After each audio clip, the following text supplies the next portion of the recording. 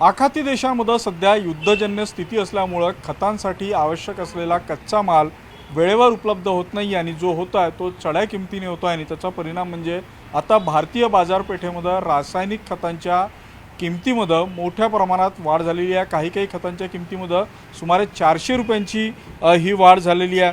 खरं तर आता शेतीचा हंगाम सुरू होईल, त्यामुळे शेतकऱ्यांकडून खतं खरेदी करण्याला आता सुरुवात होईल आणि ही सुरुवात होत असतानाच रासायनिक खतांच्या किमतीमध्ये वाढ झाल्यानं शेतकरी पुन्हा एकदा हवालदिल होण्याची शक्यता। आपण सध्या या बाजारात आलो आहे आणि आपण इथं पाहतोय की बाजार जो आहे तो शेतीमालाचा सजायला लागलेला आहे। दुकानामध्ये खत असेल किंवा बी बियाणं असेल यांचा साठा यायला लागलेला आहे। मात्र आता वाढत्या किमतीचा मार जो आहे तो या निमित्तानं शेतकऱ्यांना सहन करावा लागणार आहे। दुकानामध्ये काही शेतकरी आलेले आहेत, त्यांच्याशी आपण बोलूया। मला सांगा, यावेळी जी माहिती मिळते त्यानुसार रासायनिक खतांच्या किमतीमध्ये मोठ्या प्रमाणात वाढ होणार आहे।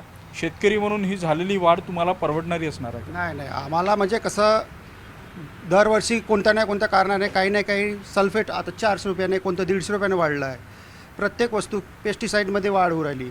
आम्ही शेतकरी म्हटलं म्हणजे कसं आमचे बाजार हिरवा भाजीपाला लावा की घेऊ राहा किंवा कोणती अन्य वस्तू लावा, आमचा भाव कधी बी कमीच। आज 12-13 वर्षामध्ये आमचा जो रेट आहे तो 200, 400, 1000 वाढला। पण पेस्टिसाईड हे सीधं वर्षानं 200-400 रुपये वाढलं। आज DAPचं पोतं 2200, दादा 2600 पोतं हे 2200 असून आता 2100 होतं, 2200-2300वर गेलं। प्रत्येक वस्तू 400 रुपयानं वाढू राहिली, प्रत्येक वस्तू 400 वाढू राहिली। पेस्टिसाईडमध्ये वाढू राहिला आहे। आम्ही आमच्या याच्यामध्ये हिरवा भाजीपाला कधी 10 रुपये, कधी 5 रुपये, एक ठराविक भाव द्यायला पाहिजे गव्हर्नमेंटनं। आम्हालाच काहीतरी दरवर्षी वाढ द्यायला पाहिजे। जर आम्हीच जर स्ट्राईक केली शेतकऱ्यांनी, आम्ही जर 15 दिवस शेतकऱ्यांनी स्ट्राईक केली तर तुमचा उपजीविका कुठं होणार नाही। अहो, एक उदाहरण साधारण आहे, युद्ध चालू झालं तर डिझेल सिलेंडरसाठी तुम्ही मरमर करू राहिले। एक उदाहरण, फक्त सिलेंडर, त्याच्यावर तुम्ही काड्यावर बी करू शकता। जर आम्ही जर शेतकऱ्यांनी जर स्ट्राईक केली तर तुमचं काय होणार? आम्ही गहू थांबवू शकतो, आम्ही तांदूळ थांबवू शकतो, आम्ही भाजीपाला थांबवू शकतो।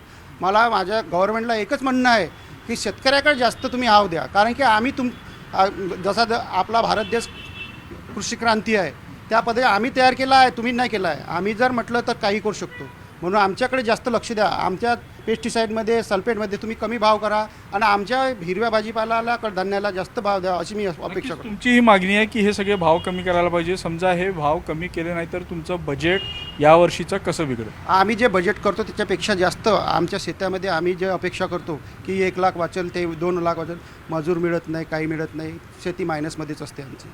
जर आम्ही जर चांगल्या पद्धतीने करतो म्हणलं तर मग मजुरामध्ये आम्ही कुठं हे होतो। आज मल्चिंग टाकतो आम्ही, आज ड्रीप टाकतो, सगळ्या गोष्टी बरोबर करू, पण भाव नाही मिळत सगळ्याच गोष्टीवर। पण जे ठराविक रेट आहे गव्हर्नमेंटचे सल्फेटचे ते आम्हाला द्यास लागते। पण आम्हाला फुलं बी लावले तर आमचे कधी 50 रुपये किलो तर डायरेक्ट 2 रुपयावर होतं। वरतून ते प्लास्टिकचे फुलं आहेत त्याच्यामध्ये तुम्ही बंदी नाही करू राहिले। त्याच्यामध्ये सगळ्या गोष्टी म्हणजे तुम्हाला कुठेतरी आम्हाला काहीतरी एक ठराविक भाव द्यावा लागेल। याच्यासाठी कठीण नाही, म्हणजे सरकारसाठी सोपी मागणी आहे की सरकारनं जे आहे ते शेतकऱ्यांसाठीच्या त्यांच्या उत्पादनाचा भाव जो आहे तो स्थिर केला तर याचा परिणाम होणार नाही। मात्र दुसऱ्या बाजूनं रासायनिक खतांच्या किमती कमी करावी अशी देखील मागणी आहे। व्यापारी आहेत आपल्यासोबत, त्यांच्याकडून जाणून घेऊया। सर, यावेळी 400 रुपयांची वाढ रासायनिक खतात झाल्याचं सांगितलं जातं आहे, काय स्थिती आहे आणि याचा सगळा परिणाम तुमच्या व्यवसायावर कसा होईल?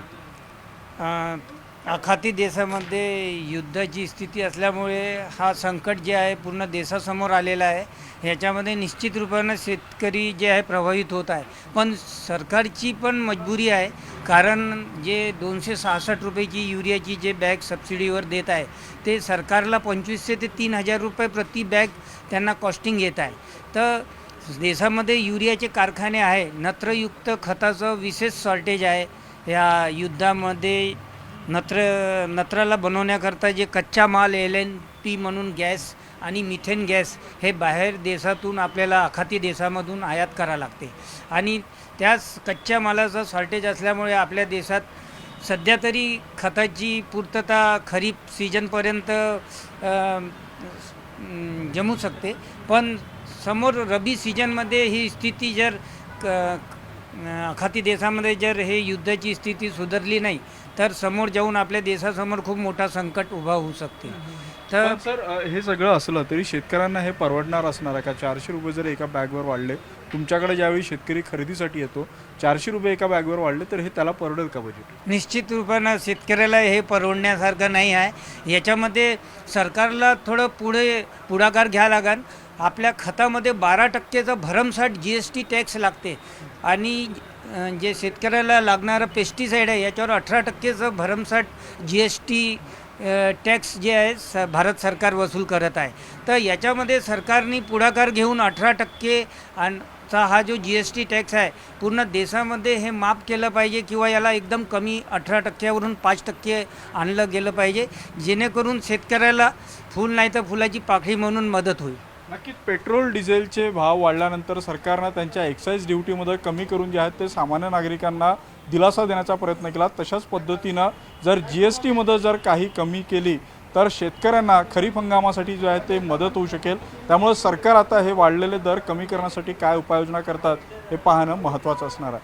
व्हिडिओ जर्नलिस्ट प्रशांत मोहितेसह उदय तिमांडे, न्यूज 18 मराठी, नागपूर.